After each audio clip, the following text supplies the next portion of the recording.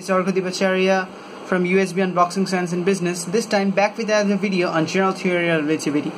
So, General Theory of Relativity is a theory of gravity that explains how gravity works with the help of the concept of fabric of space-time, and it was put forward by Sir Albert Einstein. The other theory of gravity is how it works with the example of graviton interactions, but that is related to string theory, which is a topic for a later video. Here I am explaining how General Theory of Relativity works, so enjoy. Sir Albert Einstein thought of the universe as a fabric of space-time. He didn't consider space and time to be different objects. He thought that it was the same thing, fabric of space-time, and massive objects created depressions in that fabric. So suppose the sun and the stars make a depression in this fabric of space-time. That is why if an object is going in a straight path, then due to that depression or due to the curve in the fabric of space-time, to go straight it needs to follow that curve. I'm explaining. Suppose you are on a road and you are going straight, but you have to stay on that road, and suddenly the road bends. And the road curves. So as I told you have to be on that road. So what will you do? The only answer is that you also have to curve.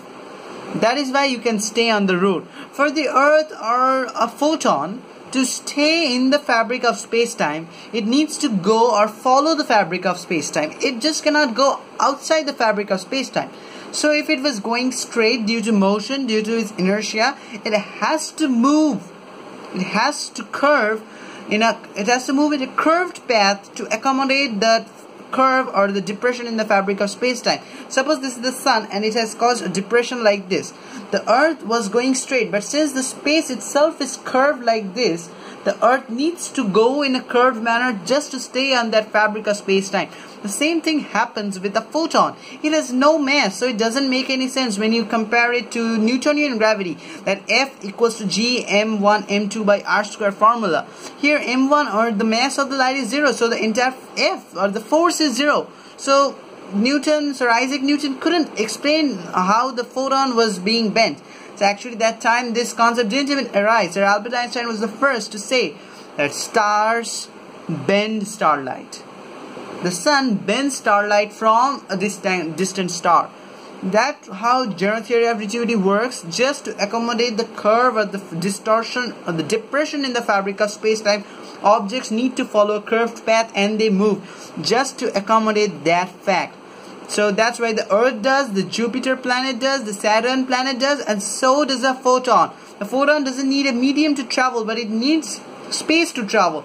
Just to be in space, it needs to follow a curved path. Hope you enjoyed this video. This had nothing related to calculus or tensor analysis, which is really important to understand the mathematical form of the theory. This was just a basic explanation of the General Theory of Relativity.